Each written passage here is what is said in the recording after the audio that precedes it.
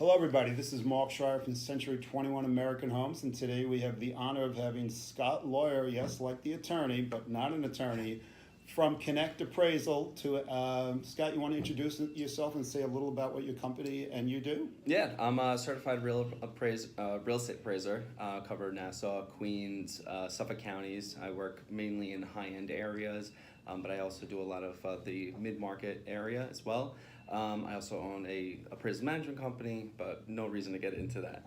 So I know you were looking to get some questions answered on the appraisal side, because you never really get to meet an appraiser. Right. I've made some videos myself about appraisals, but today we're going to get the professional's viewpoint and see if I actually know what I was talking about, which I hope I did. Stay tuned and you will see that in the upcoming.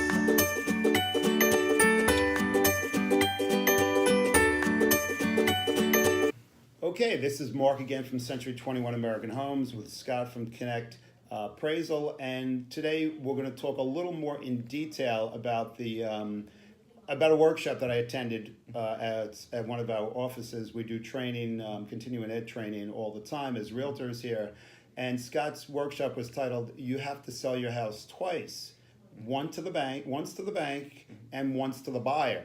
So we're going to have Scott elaborate on that a little more, but first I'm going to discuss selling your house to the buyer and pricing your house with that CMA at the beginning of the process.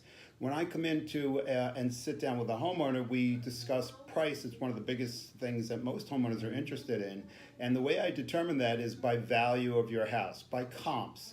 We try to stay as close as possible to your location. If it's a house next door that sold 3 months ago, and it's the same type of house, same square footage, that's a perfect comp for your house. Pretty hard to beat other comps in the area. If this is right next door, if it's in a niche area, it shares that same locale as yours, so the location part is similar, the square footage is similar, and if the property inside is very similar to yours, meaning maybe not the same decorations, but the same condition, then that's almost a perfect comp.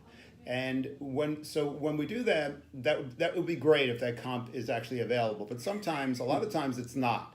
Recently I had a house that there were no comps that sold for over a year. So what we had to do is go further and further away, and it was a 3-bedroom, 2-bath cape in this case. So we had to look for 3-bedroom, 2-bath capes, approximate same square footage. And the conditions, we had to look online because we're not privy to go in people's houses all the time unless we've been in that house before. We look online at the quality of the pictures and try to compare high-end appliances to low-end appliances and make accommodations as best as we can as a realtor. Then we come up with a market value for that house, and then we also take into consideration time frame for the house. How quickly do you want to sell the house? Because the market value, what we marketed for, the strategies can be very different than what the actual true value of your house is. And if you live in Nassau County, you all know about value because they're totally reassessing everybody's house, and it's the chatter all over Nassau County that my house is worth more than that, my house is worth less than that. But there's one other very important topic that I talk to the homeowners about, and this is the sell your house twice part. If you find a buyer that's willing to buy your house for, let's say we have it listed for $400,000, and they come in because they love that house and they're going to give you $450,000. Well, about 85 to 90% of people that purchase houses on Long Island utilize the bank, and they become like big brother or big sister in the transaction. And now we have to satisfy the appraiser here, not Scott personally, but the appraiser that's hired by the bank to make sure that the value is going to be acceptable to them. And Scott's going to elaborate a little more about what we can do and how the bank comes across a value compared to a realtor, which we try to get as close as we can to that value, but we want you, the homeowner, to understand that we want to sell your house for $1 million, even if we put it at $500,000. But unless it's a cash buyer, that's not going to happen. Scott? Yeah, so to your point that you were saying, the biggest thing I would like to address is maybe bidding wars. Yes, perfect. So, that's a hot topic right now, especially in Nassau County and in Queens County. A lot of these properties are going into bidding wars, and you've probably seen your neighbors, they've been getting sometimes ridiculous prices because there's been a shortage of listings in the area. So what happens is, and this differentiates a good realtor like Mark and from other realtors in the area. I've seen your work. And this is what I didn't pay him to say that. No, he did not. This is what differentiates good realtors from average realtors. A average realtor is going to take every bid or offer that comes in, and he's going to go for the highest one, even if it's not supported by the market or the comps. And then they'll go through the process, and the homeowner's going to be happy for a while. Everybody's going to be, excited that they got this great offer, this high offer, and then I come in, and I'm going to come into the house, and I'm going to look at it, and I'm going to ask him, hey, do you have comparables to support this value? And then the answers I usually get is I get a stack of papers of houses that have nothing, that are not even close to what the house looks like. And he's being nice as an appraiser. He's asking the realtor for that. Some of them don't. They just say, no, doesn't. Correct. It's not worth that amount of money, and you get rejected. So he's asking, which is a good thing. Yeah, well, I look at the appraiser and realtor relationship as more of a friendly thing, not as an adversarial relationship that maybe a lot of realtors see with their appraisers. But that's not how I run my business or how I run my practice.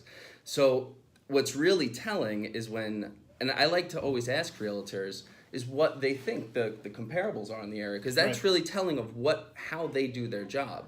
And I can tell right away if a realtor is competent in their area by the comparable sales that they give me. So if I see that those comparable sales don't have any reflection of the actual house that you're selling, then that automatically gives me a red flag. And then I start looking deeper into the property. And then I usually find that property is most likely not going to sell at the value that the offer that you got. So what I've seen good realtors do is they'll go into a bidding war, and then they already know what the market can support at the highest level. So they'll stop the bidding war. You as the homeowner might be a little upset because you think, oh, I can get more money for this house. But that's not the case, because what's going to happen is you have to sell the house twice. You have to sell it once to the buyer and then once to the bank. And if you don't do that, then you're going to lose the deal, and you're going to go right back to square one, and you have to do all the open houses again. You're going to have to do all the meeting of the buyers again and go through all of that headache and nonsense. So if you find a good realtor that knows what they're doing, that's competent in what they're doing, knows how to do comparable searches, knows how to think like an appraiser and as a buyer, then you're going to be set.